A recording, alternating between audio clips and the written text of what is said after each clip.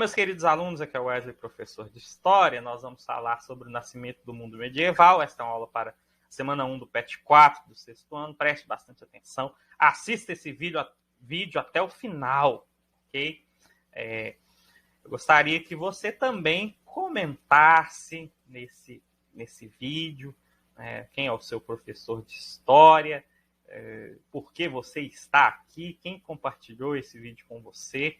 É de muita valia nós também interagirmos aí nos comentários, viu, galera? Outra coisa que eu gostaria de falar para vocês é um recadinho bastante importante. Eu preciso chegar a 1000 inscritos. Essa é uma meta. Nós estamos aí cerca aí de 510 inscritos, né? 500, quando eu estou gravando esse vídeo, eu creio que eu esteja com 507 inscritos. Eu preciso chegar a 1000 inscritos. Isso é uma meta que eu tenho aí para até o fim do ano. Enfim, eu creio que chegaremos.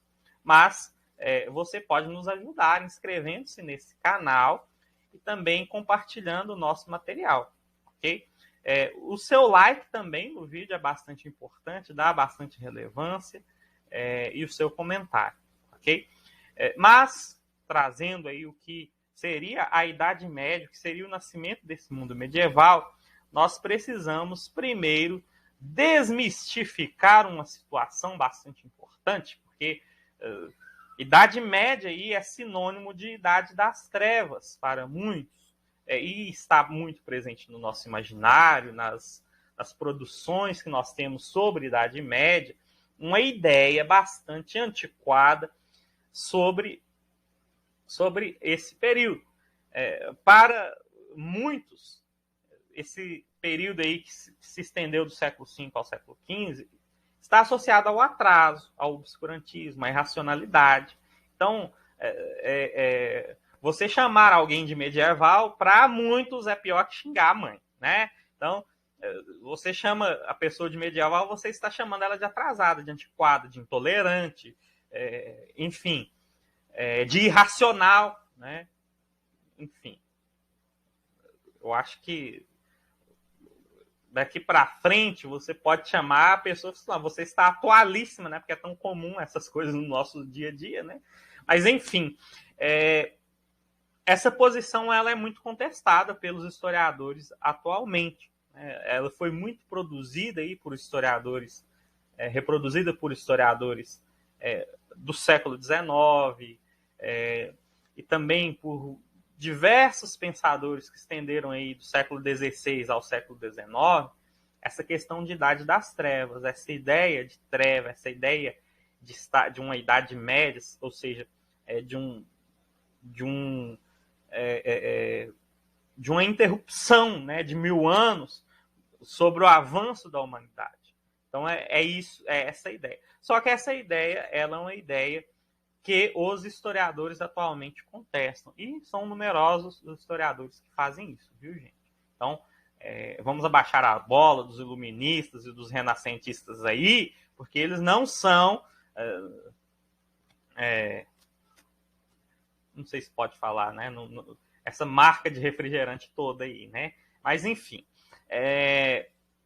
O que nós vamos falar?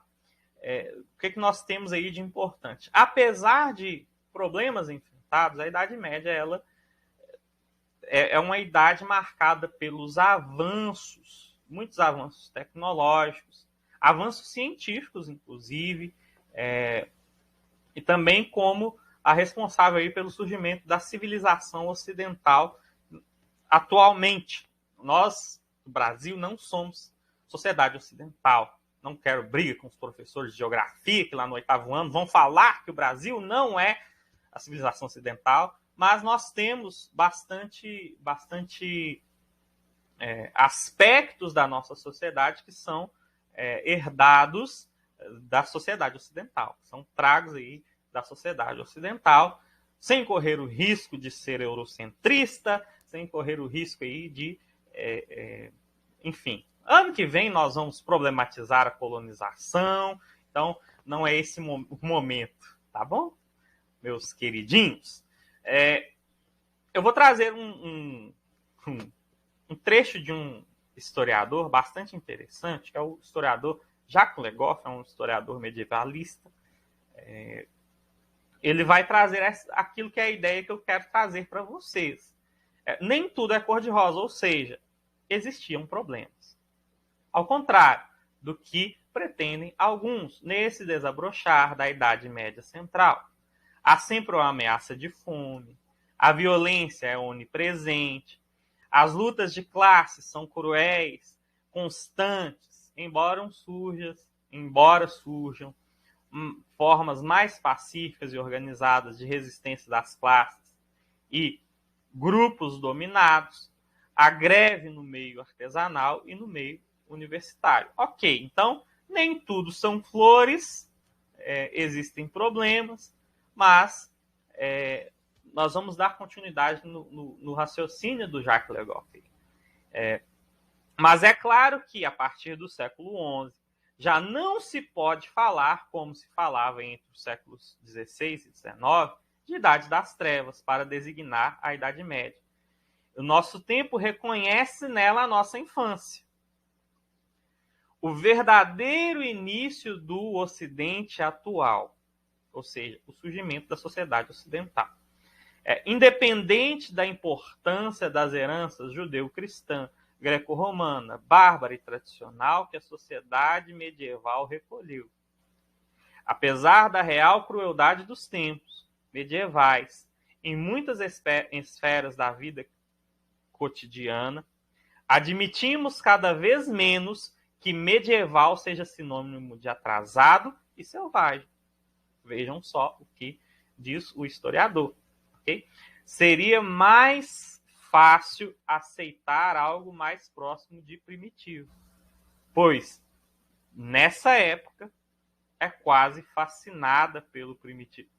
Nossa época é quase fascinada pelo primitivismo. O essencial é a inegável potência criadora da Idade Média. Então, existe criatividade na Idade Média. Existem mentes pensantes na Idade Média, é diferente do que pensavam os iluministas, que entendiam que as pessoas eram simplesmente dominadas, não tinham liberdade alguma para pensar, para falar as coisas. Então, existiram aí vários avanços durante os vários períodos aí da Idade Média, durante os vários lugares aí da Idade Média, avanços na agricultura, avanços em vários aspectos, ok? Vamos dando continuidade e para que nós compreendamos como que surgiu, de onde surgiu esse mundo medieval, ok? Como surgiu a sociedade medieval? O próprio historiador que nós estávamos falando, ele diz que a Idade Média, a sociedade medieval, ela surge das ruínas do Império Romano. E aí aqui nós vamos dar eu vou dar alguns aspectos de uma forma bastante tradicional, apesar que está nos materiais didáticos esse linguajar, mas são coisas que dentro da historiografia já são assuntos bastante polêmicos, que inclusive já estão para muitos historiadores superados. Essa questão de queda do Império Romano do Ocidente, ela é um pouco relativizada. Então, a sociedade medieval surgiu do processo de declínio do Império Romano no Ocidente. Okay? Então, aquela unidade política que existia no Ocidente, que nós tínhamos aí, nós falamos nas aulas passadas aí, no PET 3 de crise do Império Romano, aquela sociedade, aquela forma de governo, ela começa a ruir e ela ruirá no século V, ok? Vai cair aí no século V. Então, beleza. A sociedade medieval, ela surge disso. Os povos germânicos, entre os séculos III e IV, ou seja, os povos germânicos ou bárbaros, eles começaram a migrar ou invadir o império. Nesse período, muitas pessoas migraram da cidade para o campo em busca de proteção de grandes proprietários de terra. Então, existia essa busca de proteção por parte de pessoas que saem da cidade, vão para o campo, se tornam camponeses. Preste bastante atenção nesse aspecto. Okay? No século IV, os povos bárbaros dominaram terras em toda a Europa e criaram reinos. Então, esses diversos povos bárbaros, dentre eles os godos, os ostrogodos, francos, alamanos, vários povos, eles vão formar reinos dentro da Europa. Okay? E aí, no século V, o imperador do Ocidente é deposto do cargo, que significou o fim do Império no Ocidente. O Império Romano ele continua de pé no Oriente, com a capital em Constantinopla. Ok? Nós vamos tratar aí especificamente desse assunto, mas nós precisamos entender que esse processo que nós chamamos aí de crise, e nós poderíamos falar no plural de crises do Império Romano, ele não faz simplesmente assim, olha, acabou, o Rômulo Augusto foi deposto, simplesmente desapareceu a sociedade romana, desapareceu todos os aspectos sociais. Não é assim. Então, nós vamos ter aí que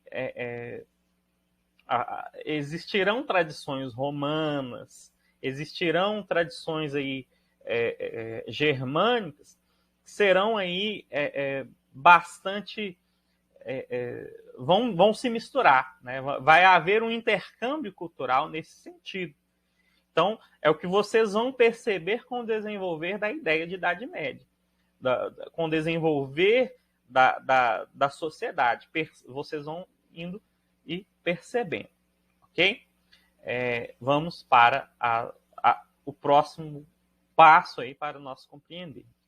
Lembrem-se que nós estamos aqui vendo pessoas que se refugiam em grandes proprietários de terra.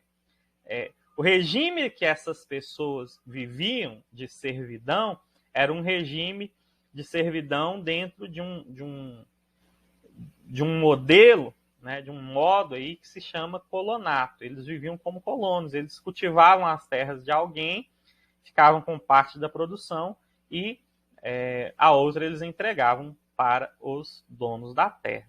Então, eles tinham essa licença para fazer. Existiam injustiças, existiam revoltas, enfim, existiam, mas isso não vem ao caso no momento.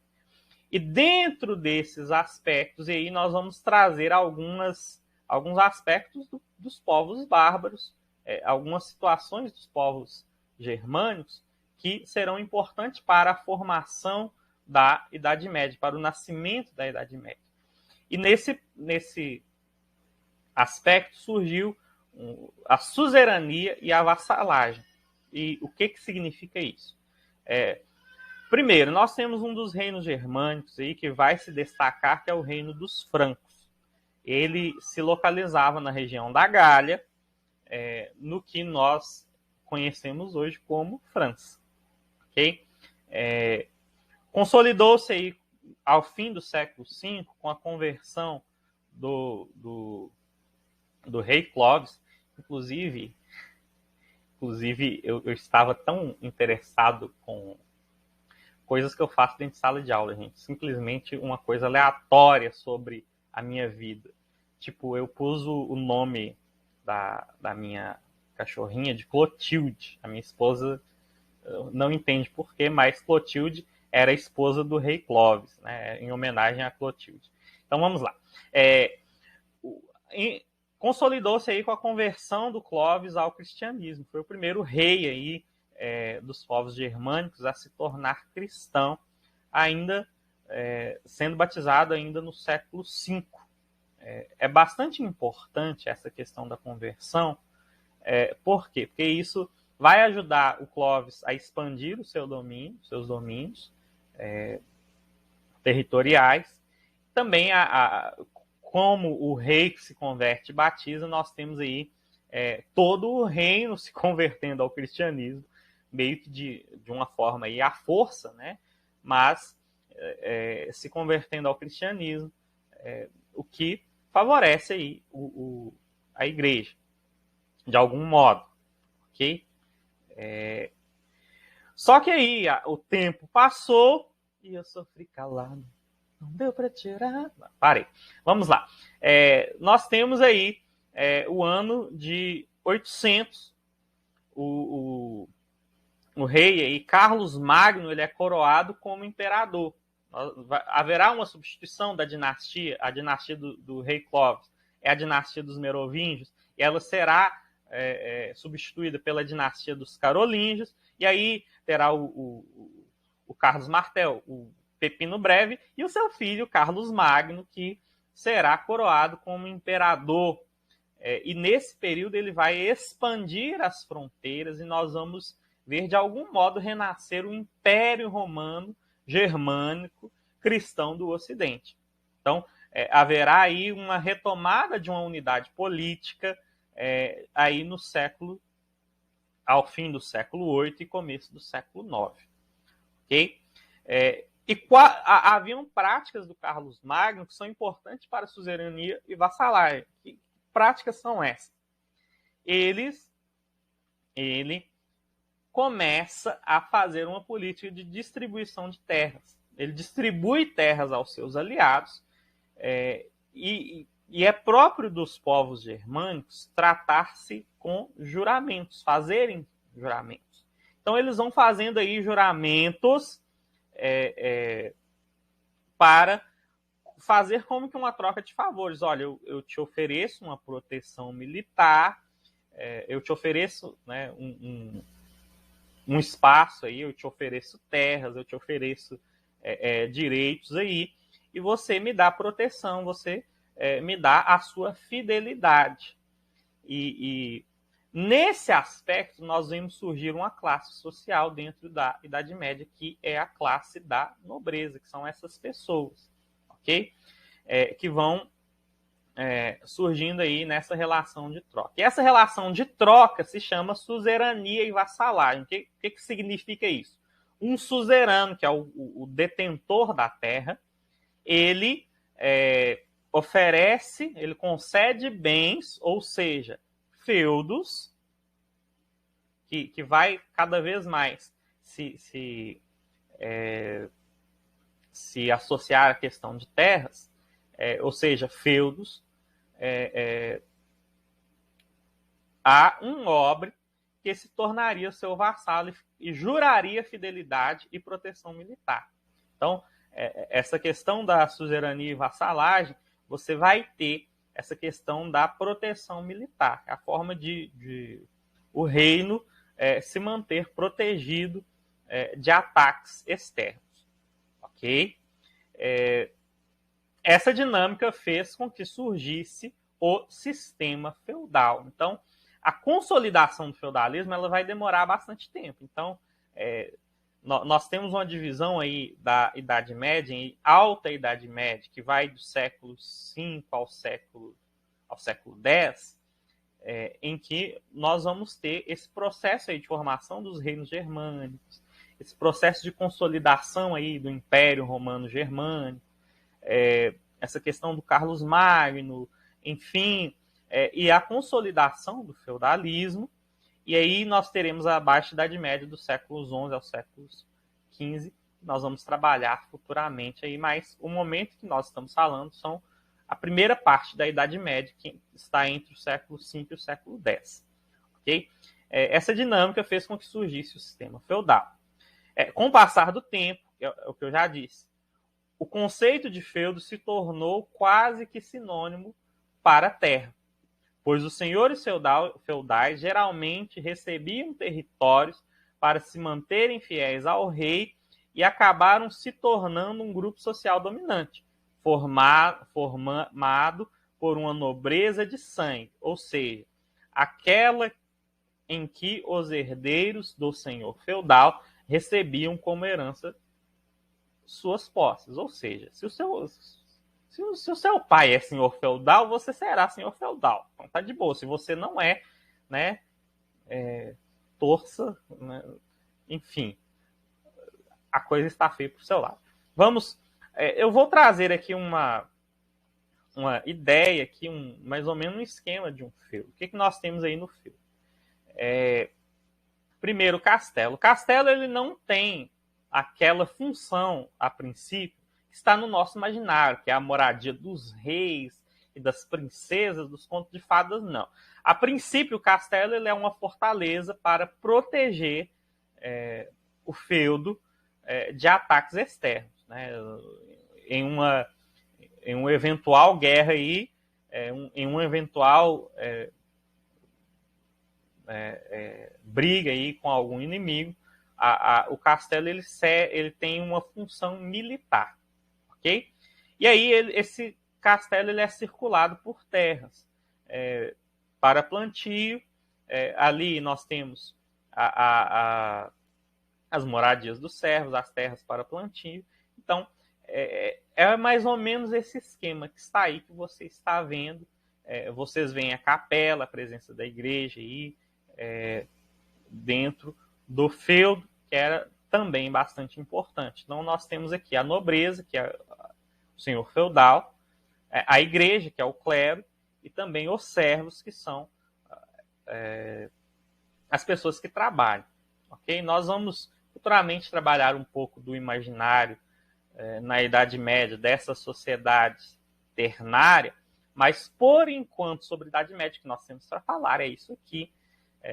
Eu quero colocar o que vocês farão nas atividades desta semana. Na número 1 aí, vocês estão vendo uma charge em que vocês vão... A pergunta é: a charge faz referência a qual período da história? É correto afirmar que o termo Idade das Trevas, para se referir a esse período? Justifique sua resposta. Gente, eu quero que vocês façam uma redação para o seu professor, viu, gente? Que depois do que eu falei aqui, vocês vão, né? Se vocês não fizerem uma redação sobre esse assunto, né? Enfim, desabafei, né? Preste atenção no vídeo, pelo amor de Deus. Vamos ver. Número 2. Observe a imagem. Essa é uma cerimônia de suzerania e vassalagem. Qual é a função dessa cerimônia? Então, deu para entender aí com a explicação. A número 3, vocês vão ter aí: os feudos eram a base econômica da sociedade medieval. Explique o que era um feudo. Ok? Então, está bastante claro aí com o que eu expliquei. E eu creio que vocês vão, com facilidade, compreender. Existe uma relação, na número 4 aí, existe uma relação entre o fim do Império Romano, coloca aqui do Ocidente, porque o Império Romano continuou existindo no Oriente, e o início da Idade Média. Explique esta relação. Vocês vão observar que está tudo ligado aí, está tudo interligado. Eu gostaria que você tivesse uma boa semana, bons estudos. Se você vai para a escola, proteja-se, siga todos aí os protocolos, obedeça o seu professor. Se você não voltou ainda, se você não se sentiu à vontade, não tem problema, você e sua família, né, a decisão é sua e de sua família. Proteja-se também, e vamos para finalizar esse ano, para finalizar esse quarto bimestre, para fazermos esse quarto bimestre, podermos brilhar. E eu creio que todos estarão no 7º ano que vem, e sem pandemia, todo mundo na sala de aula, meu Deus do céu, e todo mundo feliz, e esse canal não vai parar. Eu posso até trocar o nome dele, né? Mas não sei também. Então, Deus abençoe você, bons estudos e boa semana.